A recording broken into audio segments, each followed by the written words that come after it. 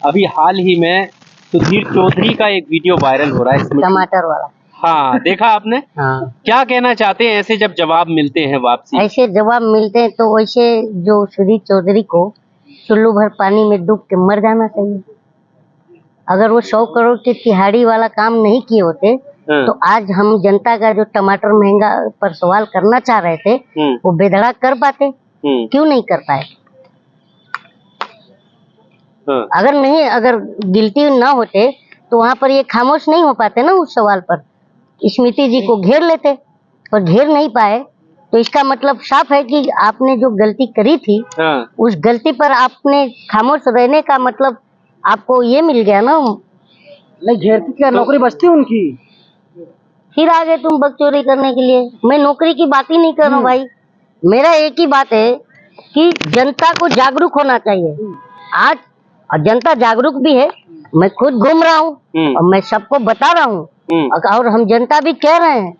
घूम घूम के पोलिंग बूथ से एक आवाज निकलेगी कि अजी झूठ बोलकर कहाँ जाइएगा, जहाँ जाइएगा मुझे पाइएगा, अजी झूठ बोलकर।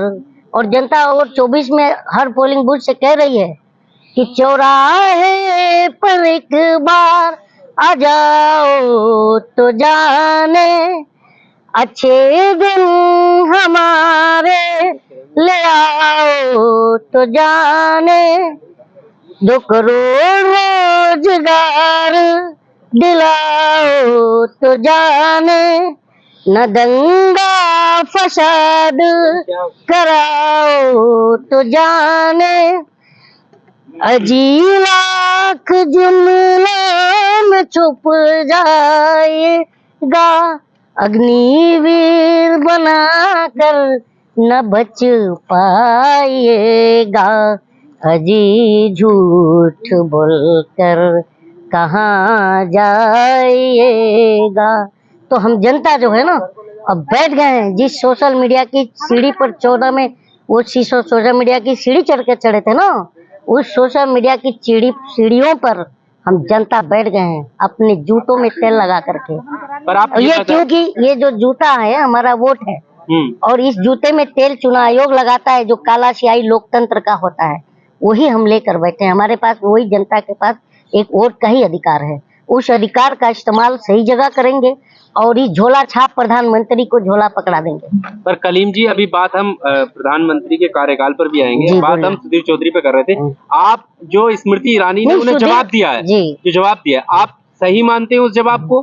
बिल्कुल। आप किसके साइड हैं ये मैं पूछना चाहता हूँ। मैं साइड जनता, मैं जनता हूँ। जनता को क्या लगता है कि पत्रकार को जो जवाब दिया वो सही था या पत्रकार का सवाल सही था, ये आप बताइए।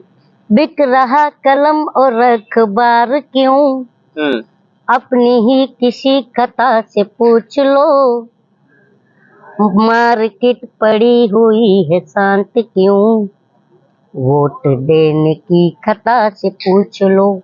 ये हम जनता ने पूछ लिया, आपस में समझ लिया है और हमको समझ में आ गया है कि आज कलम, क्योंकि लोकतंत्र की बर्बादी के 3 लोग जिम्मेदार होते हैं। एक बिका हुआ कलम और एक दूसरी सोई हुई जनता और मरा हुआ विपक्ष। ये तीनों दिख रहा था ना, अब जनता जाग गई है। अब विपक्ष भी देख रहे हो, अब दिख ही रहा है। तो ये पक्का है कि जब समाज में जागरूकता होती है तो जो तानाशाह होता है वो घबराता है। क्या आपको लगता है कि वो सवाल पर्सनल था कि आपके घर में भी टमाटर पर चर्चा होती है क्या? हंस क्यों रहे हो, ये सवाल था उनका, बताइए। देखिए हम एक बात, हमको हंसी इस बात की आ रही है कि जो जिस बहन जी की आप बात कर रहे हैं, हम तो भाभी कहते हैं, आप बहन जी कहते होंगे। स्मृति ईरानी जी की बात कर रहा हूँ क्योंकि वो बॉम्बे से आती हैं। जुबिन ईरानी बॉम्बे से आते हैं और मैं भी बॉम्बे से हूँ, तो हमारे तो भाई हो गए ना। अच्छा। तो इस हिसाब से हम कह लेते हैं। लेकिन एक बात सिंपल सी है कि ईरानी जी को भी पता चल गया है, देखिए और पत्रकारों को भी पता चल गया है कि पत्रकार अगर गलत ना होता तो उसको एक जो है, जिस स्मृति ईरानी तो सवालों पर घिर गई थी। टमाटर अगर 200 रुपया बिक रहा है तो ये हम जनता को प्रॉब्लम है। और जब 414 में गैस मिल रहा था तब वो आपको प्रॉब्लम था, तो हम जनता समझ गए ना। एक सवाल बनता है कि स्मृति ईरानी टमाटर पर सवाल पूछने पर टमटमा गई, क्योंकि वो खुद एक टमाटर बन गई हैं। आप 14 में क्या थे आप जानते ही हैं। क्या टमाटर बन गई है? व्यक्तिगत क्या? व्यक्तिगत नहीं कह रहा हूँ मैं, टमाटर की देखिए मैं 414 रुपए से और सिलेंडर का 1100 1150 का सफर बता रहा हूँ यार आप, और टमाटर की महंगाई का बता रहा हूँ मैं, क्वालिटी बता रहा हूँ। और तो टमाटर मीन्स देखिए लाल लाल होता है, मैडम भी लाल लाल हो गई हैं। नहीं तो पहले धूल मिट्टी से सड़कों पर सिलेंडर लेके बैठती थी तो धूल मिट्टी लगता था, अब कहाँ लग रहा है। मेरा कहना ये अब तो नहीं दिख रहा है उनको, सिलेंडर नहीं दिख रहा, महंगाई नहीं दिख रही, दाल नहीं दिख रहा, आटा नहीं तो ये आलू प्याज टमाटर का माला पहन के सड़कों पर बैठते थे। क्या आप मानते हैं कि सुधीर चौधरी तिहाड़ी माना जाता है कि कोई तिहाड़ी माना क्यों जाता है यार? है ठीक है, क्या बात कर रहे हो? लेकिन क्या माने वो कहीं के नहीं रहे, न घर का न घाट का। तो वो धोबी का क्या होता है आगे नहीं बोलूंगा, जनता समझ जाएगी। वो धोबी का हो गया। आपको लगता है कि अब इनके कुछ समझ आएगी चीजें? क्योंकि बहुत सारे लोग ये कमेंट कर रहे हैं कि अब इन्हें समझ जाना चाहिए कि पत्रकार की भूमिका में रहेंगे तो ज्यादा बेहतर रहेगा बजाय सत्ता पक्ष की। लेकिन एक बात बताइए सर, पत्रकार की भूमिका में ये रहेंगे कैसे कि 9 साल से तलवे चाट लिए हैं ये लोग, जबान छिल गई है, घिस गई है, तो ये कैसे पत्रकार की भूमिका में रहेंगे ये बताइए। नहीं लगता अब आपको? आप नहीं, मुझे तो नहीं लगता सर। देखिए मैं एक सिंपल सी बात कह रहा हूँ, हम जनता किसकी तरफ ज्यादातर जो है, हम जनता किसकी तरफ जो है इंसाफ की देख रहे हैं, आप ही लोग की तरफ कि हमारी आवाज आप उठाओगे। कि उसका एग्जाम्पल है ज्योति मौर्य का पति आलोक मौर्य, जो बार बार कहता था कि मैं तो मीडिया में इंसाफ मांगने आ रहा हूँ, मैं मीडिया में इंसाफ मांगने आ रहा हूँ, और आप लोग कवर भी करते थे। तो इंसाफ हमारा जो जनता का ये लगता था कि ये मीडिया जो है हमारी बात जो है सत्ता को पहुंचाएगी, प्रशासन को पहुंचाती है, लेकिन आज जो है खुद मीडिया ही हमारा सुपारी ले रहा है। तो बताइए कि जब मुंसिफ ही कातिल है तो हम जाए कहाँ? मोदी जी का तो सबका साथ सबका विकास सबके साथ इंसाफ, वो सिर्फ अडानी का साथ दे रहे हैं और जनता का विनाश कर रहे हैं, और उसी को सबका साथ और सबका विकास बताते हैं। अडानी का नाम लेने से देखो संसद जो है कार्य जो प्रणाली है, जो लोकतांत्रिक जिसमें खर्चा होता है जनता का, उसको इन्होंने ठप कर दिया था। अडानी के नाम पर जो है राहुल गांधी की सदस्यता ले लिया था।